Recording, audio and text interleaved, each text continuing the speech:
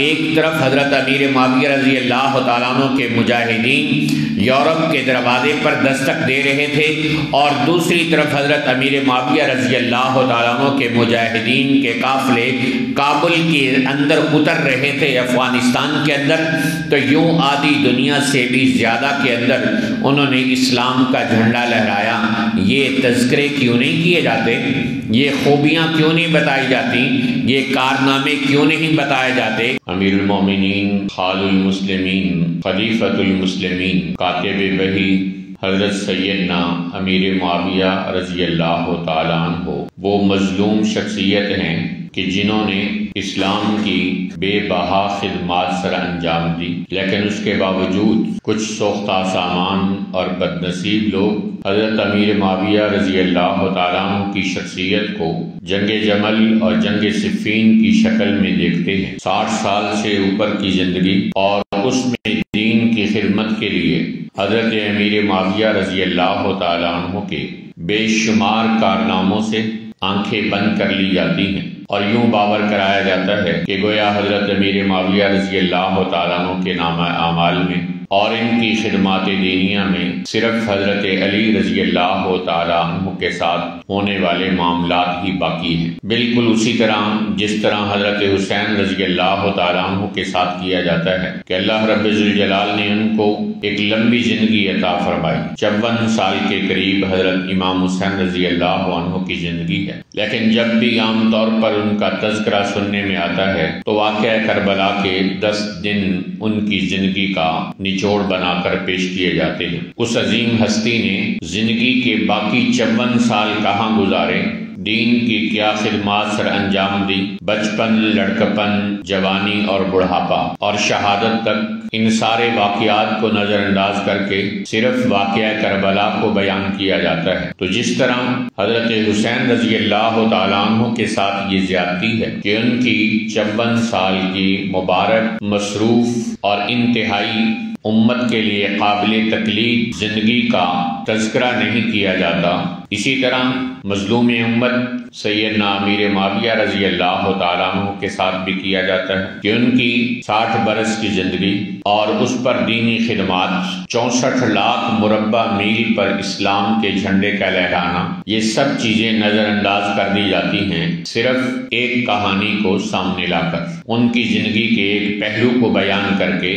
جو حضرت علی رضی اللہ تعالیٰ عنہ اور ان کے درمیان معاملہ ہوا۔ بلکہ کچھ لوگ تو حضرت امیر معاویہ رضی اللہ تعالیٰ عنہ کا تعارف ہی یوں کرواتے ہیں کہ امیر معاویہ وہ ہیں کہ جن کے باپ نے رسول اللہ سے جنگ کی، جنہوں نے خود حضرت علی رضی اللہ عنہ سے جنگ کی، اور جن کے بیٹے نے حضرت حسین رضی اللہ عنہ سے جنگ کی۔ تو وہ یہ تو کہتے ہیں، لیکن یہ کیوں نہیں کہتے کہ حضرت امیر معاویہ رضی اللہ تعالیٰ عنہ نے، حضرت امیر معاویہ رضی اللہ تعالیٰ عنہ کے باپ نے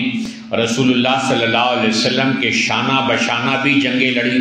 وہ یہ تو نہیں بتاتے کہ حضرت امیر معاویہ رضی اللہ تعالیٰ عنہ نے حضرت علی رضی اللہ عنہ کے ساتھ مل کر اسلامی جہاد کے اندر اپنا حصہ ڈالا ہے۔ وہ یہ تو نہیں بتاتے کہ حضرت حسن اور حسین رضی اللہ عنہما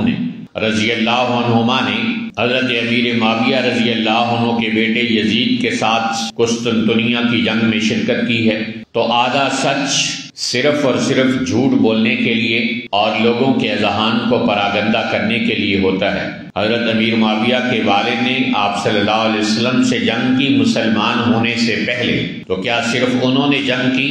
اور بہت سارے لوگ، خود رسول پاک صلی اللہ علیہ وسلم کے چچا حضرت عباس رضی اللہ تعالیٰ عنہ پہلی جنگ میں ہی آپ کے خلاف آئے اور اسیر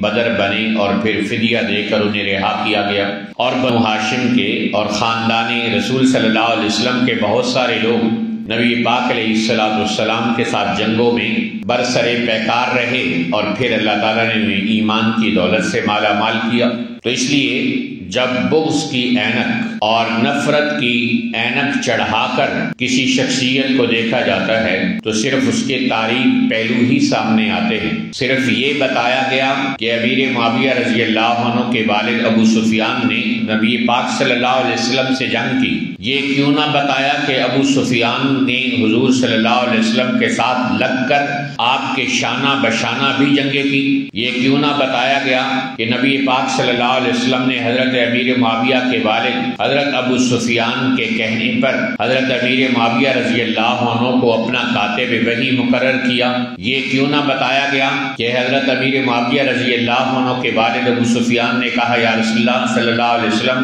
آپ مجھے جہاد کے میدانوں میں بھی روانہ فرمائیں، میں چاہتا ہوں جس طرح میں اسلام کے خلاف برسر پیکار رہا ہوں میں اسلام کے لیے بھی برسر پیکار رہنے والا بنوں۔ یہ کیوں نہیں بتایا جاتا کہ امیر معاویہ رضی اللہ عنہ کے والد حضرت ابو سفیان وہ ہیں کہ جن کے گھر کے بارے میں آپ صلی اللہ علیہ وسلم نے فتح مکہ کے دن اعلان کیا تھا من دخل دار ابی سفیان فہو آمن، کہ جو ابو سفیان کے گھر میں داخل ہو گیا وہ بھی امن میں آ جائے گا۔ تو یہ بتایا جاتا ہے کہ حضرت امیر معاویہ رضی اللہ عنہ نے حضرت علی سے جنگیں کی، لیکن یہ نہیں بتایا گیا کہ حضرت معاویہ نے حضرت علی رضی اللہ تعالیٰ عنہ کے ساتھ مل کر حنین کی جنگ لڑی۔ یہ نہیں بتایا گیا کہ حضرت امیر معاویہ رضی اللہ عنہ نے حضرت علی رضی اللہ تعالیٰ عنہ کے ساتھ مل کر طائف کا محاصرہ کیا۔ اور اسی طرح نبی پاک علیہ السلام کے اس مظلوم صحابی کی زندگی کو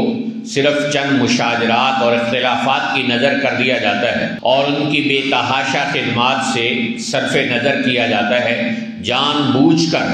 ان کی بے شمار اور لا تعداد خدمات کو چھپایا جاتا ہے کہ اگر اصل حقیقت سامنے آ گئی تو لوگ ایک صحابی رسول سے بغض رکھنے والے کیسے بنیں گے۔ تو میرے محترم بھائیوں، حضرت امیر معاویہ رضی اللہ تعالیٰ عنہ کی زندگی کے اندر بے شمار خدمات ہیں۔ اسلام لانے کے بعد نبی پاک صلی اللہ علیہ وسلم کے ساتھ برابر جنگوں میں وہ شریک رہے،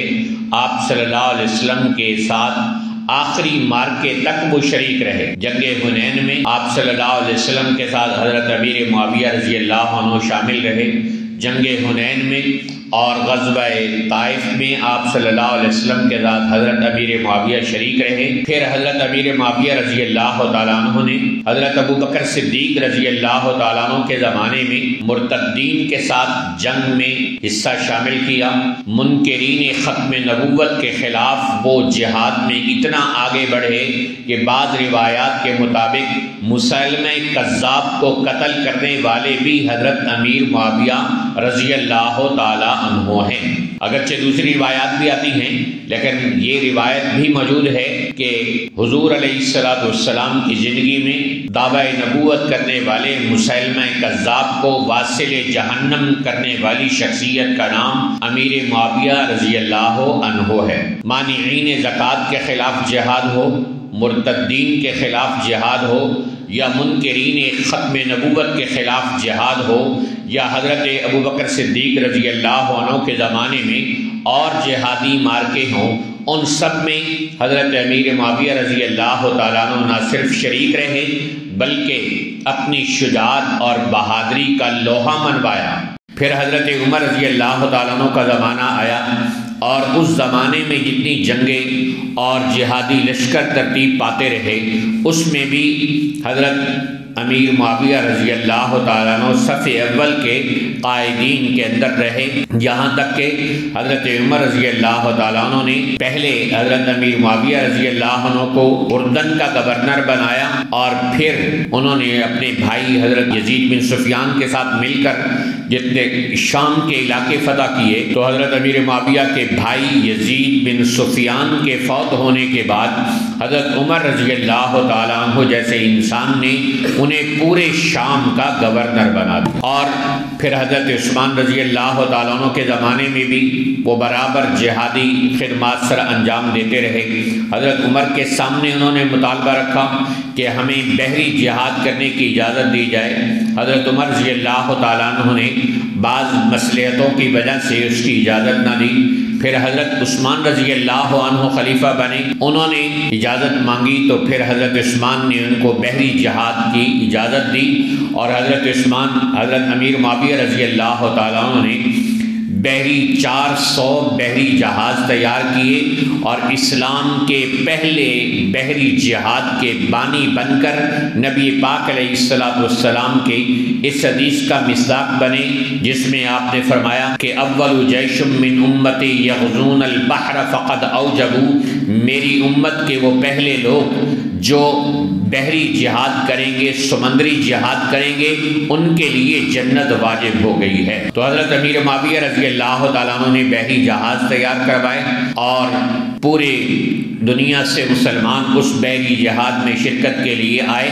اور اس پہلے بحری جہاد کی قیادت بھی حضرت امیر معاویہ رضی اللہ تعالیٰ عنہ نے کی۔ رومیوں کے ساتھ یہ جہاد لڑا گیا،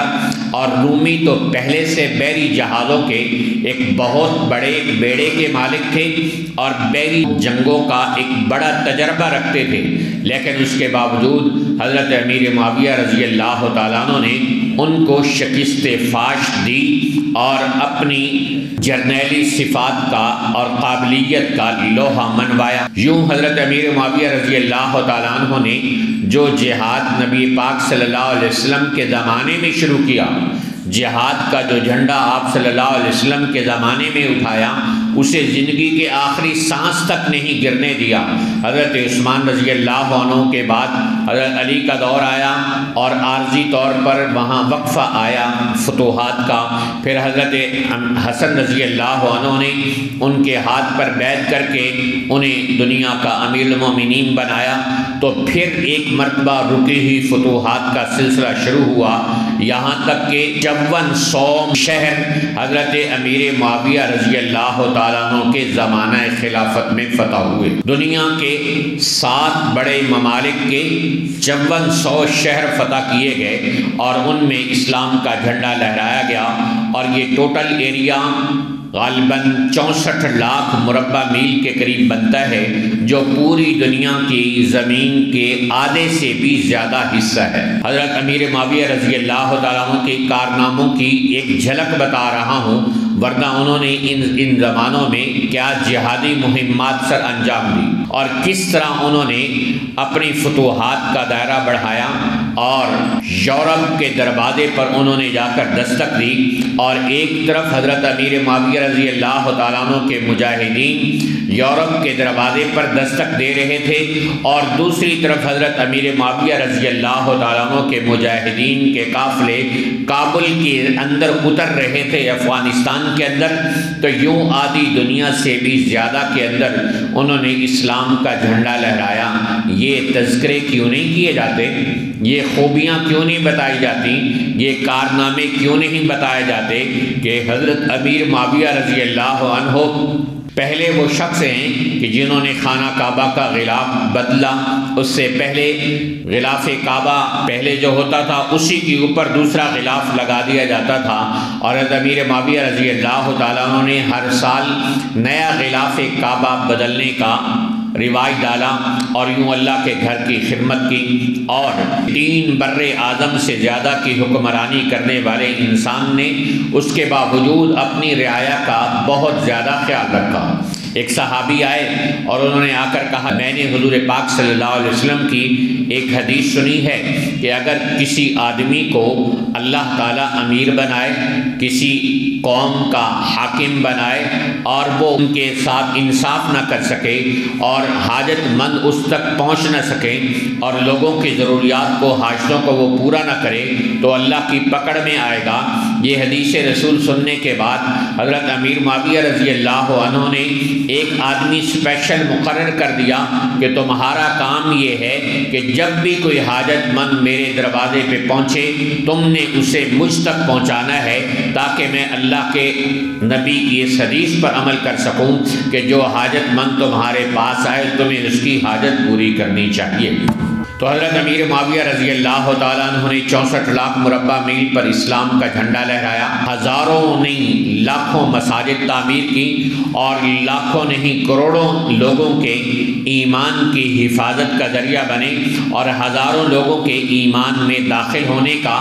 ذریعہ بنے۔ یہ سارے کارنامے حضرت امیر معاویہ رضی اللہ تعالیٰ عنہ کے ہیں۔ انہوں نے مسلمانوں کے ہزاروں شہر آباد کیے، مسلمانوں کی ضروریات کا خیال رکھا، ان کے کمزور لوگوں کا خیال رکھا۔ یہ ساری ضروریات، سارے مقامات اور سارے صفات کے حامل حضرت امیر معاویہ رضی اللہ تعالیٰ عنہ کی ہستی ہیں کہ جنہوں نے بے شمار اور لاتعداد اسلام کی خدمات سر انجام دی ہیں کہ حضرت امیر معاویہ رضی اللہ تعالیٰ عنہ کی خدمات پر اگر انسان صحیح معنوں میں گفتگو کرنا چاہے تو گھنٹوں کیا راتیں بھی کم ہیں، اور راتیں کیا دن بھی کم ہیں، دن کیا مہینے بھی کم ہیں کہ جن میں حضرت امیر معاویہ رضی اللہ تعالیٰ عنہ کی ذات سے اسلام کو، مسلمانوں کو، قرآن کو، ایمان کو، اہل ایمان کو جو فائدہ پہنچا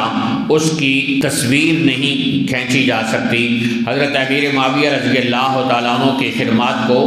گنوایا نہیں جا سکتا ہے۔ اللہ تعالیٰ ہم سب کو حضرت امیر معاویہ رضی اللہ تعالیٰ عنہ سمیت تمام صحابہ کرام سے محبت رکھنے کی اور ان کے نقش قدم پر چلنے کی توفیق عطا فرمائے۔